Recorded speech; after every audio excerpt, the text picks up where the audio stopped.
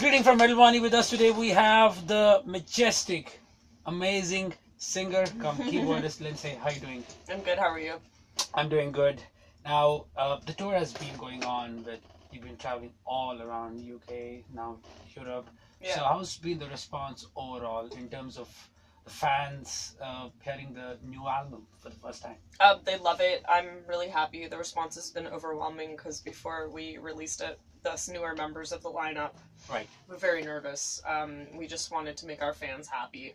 We wanted to write music that we liked, inspired by Cradle songs that we love, but we did it also for the fans, and they're loving it. So I'm really, really happy about that. That's wonderful. It's been great. We can't complain, and they're really liking our live show too, which is fantastic. That's wonderful. The theatrical aspect of Cradle of Filth, in terms of how you come on stage, you play, and then you leave, leaves an impression on a mind of a listener. We try to. So yeah. So when you play the new songs as well as your classics, how do you mix the set list in such a way that it shouldn't sound too repetitive? We kind of just decide on like what's a good mix of our older material versus what we put out on the album, because people are really liking the album. So I let the guys take care of that. They just kind of bicker back and forth over email, and then eventually our drummer Martin says this is what it's going to be, and that's the end of it. Cool. So we were discussing last night like other possibilities, you know, in the future. But yeah, we put a lot of effort into this current set list, so we're pretty focused on that. Wonderful. Pretty tired from it too. Yeah, that depends. So, playing in Hanover for the first time, you guys have played few shows before here? Oh yeah, this is the second time I've played here with the band. So. That's wonderful. Now, the response from the fans is always important for the band in terms of how you guys play the material live. So, has there been any sort of feedback from the fans in terms of playing more classics? Yes, rather than playing the new songs? Oh, our fans are always giving us requests and telling us what we should be doing. And the thing is if we tried to make all our fans happy, we'd probably drop dead because we'd be exhausted. But we just try to do what we can do and do it the best way we can. So, I mean, yeah, we're always open to it. We just kind of look at like what is most viewed and played on YouTube and what our fans have been saying. But we're also, you know, we got Danny, but everyone else in the band is a fan of the band as well. Right. So we just put forth what we think, you know, it works best and what we like. But, of course, the fans are totally digging it, too. That's wonderful. And there's a very interesting thing you guys have done on this tour is to pick up the opening slot with hundreds and thousands of applications you guys have received. It was a 400. Yeah, it wasn't, right. Oh, it wasn't that bad. Yeah, it was. So how was the process of selecting from each region? It must have been a pain in the ass for you guys to actually It was a long process. It took me a weekend, personally. It took me from Friday till Sunday morning one weekend to go through every single band. Did you guys even, like, listen to each and every band? Yeah. Wow. Yeah, and then we picked our top 5, and then we sent them to Danny, and Danny made the final decision. I think we picked some really good acts to open for us. So I'm happy about that. Some of them we made friends with, and some of them we were really impressed, and they've really blown us away. And it's nice because I feel like we're giving them a chance to kind of give them a foot in the door. And I mean that's what happened with our opening act, NE OBLIVISCARIS. Yeah, they did the same, right? They opened for us in Melbourne, and Danny picked them personally. They were submitted for review, and Danny's like, I like this one the best. And then from there, like, they just went uphill, like, skyrocketed. Yeah. And here they are now, they're touring with us. They're doing North America with us as well, which the dates haven't been announced yet. But, lovely people, and it's just so nice to give them that chance. And wonderful, absolutely. They're friendly Aussies, so we all get along pretty well. Right. Now, about Hammer of the Wits. Now, it's definitely not an easy-going album. There's a lot happening in it. And do you guys think, like, I leave it to the way your fans interpret it in terms of how the arrangements and the songs are written? Well, I mean, yeah, they're still digging for details and really trying to figure out what the story is about. Right. And I love that because people, you know, fans are consistently coming to me, what does this song mean? What does this mean? And I'm just like, well, you know, it's open to interpretation. Danny's a very mysterious lyricist on that way, and I love it. Yeah, I mean, it's a very deep album. It's very personal and close to our hearts. We put 14 months of our life, completely everything on hold musically to make Hammer of the Witches happen. Danny gave me kind of the visuals and the image end of thing, and I designed the symbols that you see on the album, and we decided on the artist together, and Danny said, you know, we need to go back to the occult. We need to go back to witches. And then he thought of that persecution book, and that was his main source of inspiration. But he wrote a bunch of short stories. Each song's a short story. You guys are known for poetic kind of song titles. Long has a meaning. Yeah. Has a meaning. So is it always related to the vision Danny had in his mind? A kind of conceptualization you guys focus on? Yep. Well, it was tough in the beginning because me and him have a very creative partnership, and then we're always like kind of agree on the same vision for the visuals or how we want to dress or makeup. We have a lot in common, but when it came to writing music together, he's like, well, I need music to write lyrics. I'm like, well, I need a concept to write music. Right. I need a storyline. That's how I roll. So he kind of forced me to write in a film score way. He sent me a lot of film score stuff. And then our drummer Martin really took me under his wing and showed me how to build atmosphere and really complete these compositions. Because I was going to university for classical composition, but then I was through my first semester and I got the call from Cradle and I totally quit. I just shut everything down, paid off my loans, and left.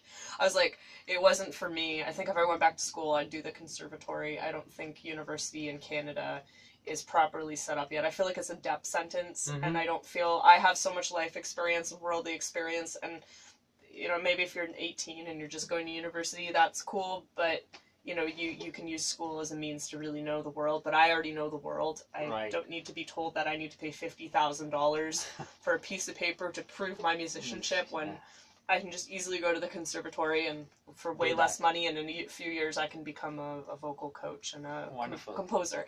So it was a whole different experience, but we always fell on the same page. I was like, Danny, this should be the lyrical vision. Okay, cool, I'm going with it. He's like, this is the music I want you to write. Okay, cool, I'll write this music, and it's a great partnership. But I mean, it's just not just me and Danny, just because we're the super artsy-fartsy goths in the band doesn't mean that the rest of them are very creative and smart. Our bassist, Daniel Firth, always has really cool ideas. Sometimes he puts in input. He actually gave us the ideas for the makeup for the new music video. So it's nice that we all communicate and talk together all the time. Right. So in terms of like complementing each other on stage, now your vocals and Danny's vocals, there's always a synchronization between you guys. Yeah.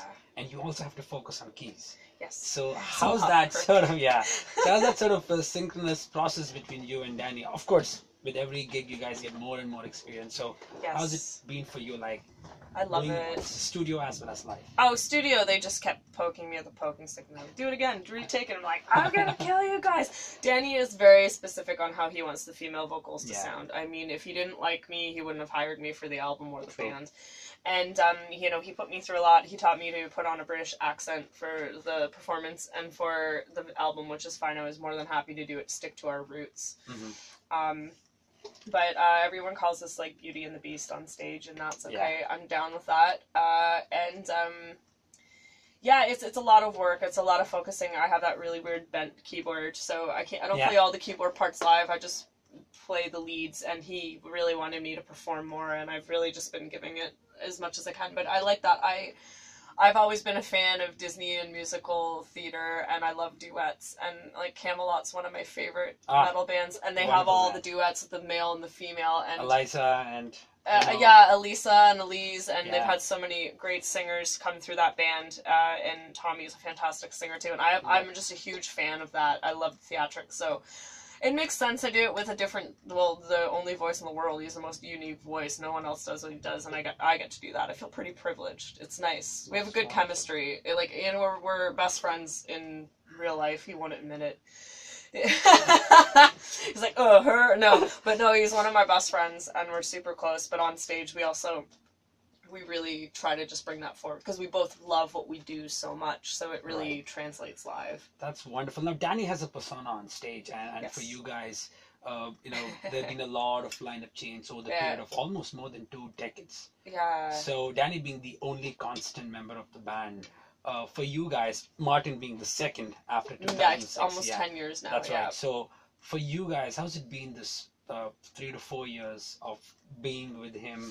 I mean, there are many reports of how Danny is, but you guys have been with him. I know you guys him, have traveled together. If he was a jerk, I would have left the band to the first, world tour. I've been like, peace, buddy, you're a jerk. He's not. He's a total goofball and a lovely human being, and It was like an instant, you know, you meet someone and you just feel like you've known them your entire life. Yeah. We instantly, like, we didn't talk the first 2 weeks when I joined the band because we were doing South America and it was absolute chaos. It was just like flights and trying to catch up on sleep and making sure I was eating properly, and it was a lot of focus. And then we actually sat down one night and we sat down at 11 p.m. just like, oh, just gonna drink and chat. We stayed up till 5:30 in the morning. Wow. And he, you know, it was just like, I come from a small town, and I'm proud of where I'm from, but I just dream so big, and I want to do things on such a big scale, and so does he. And when we instantly started talking, I didn't feel alone anymore as an artist. I was like, you know what, there are other people out there who dream as big as I do, and it's not ridiculous. You were able to connect. Yeah, so now that we, you know, Cradle has that platform of people who care enough, and it's been going for 2 decades, it's nice. It's really sweet, and I'm honored that Danny has taken me under his wing, and he's let me be a part of the creative process for Cradle of Filth.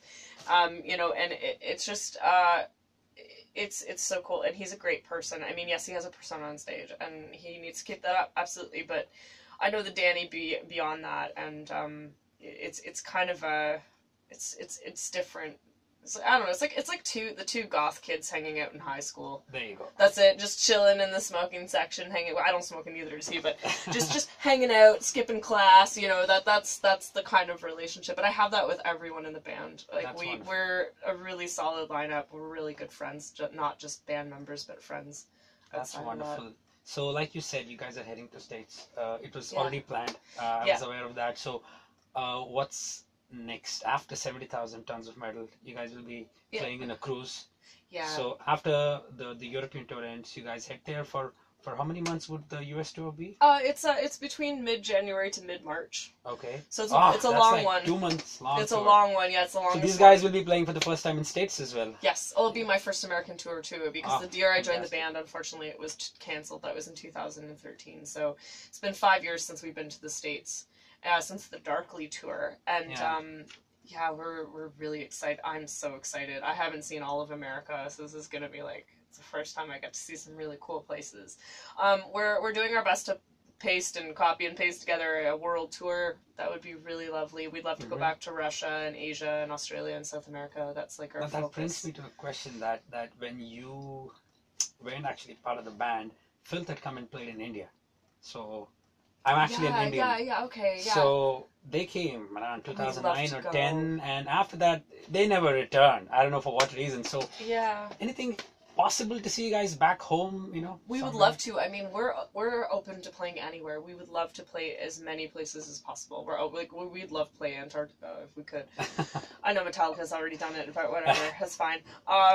Yeah, I mean, it's just a matter if it's possible. It's kind of in the hands of the people behind the scenes who can make it possible. And if everything lines up, we'll absolutely be there.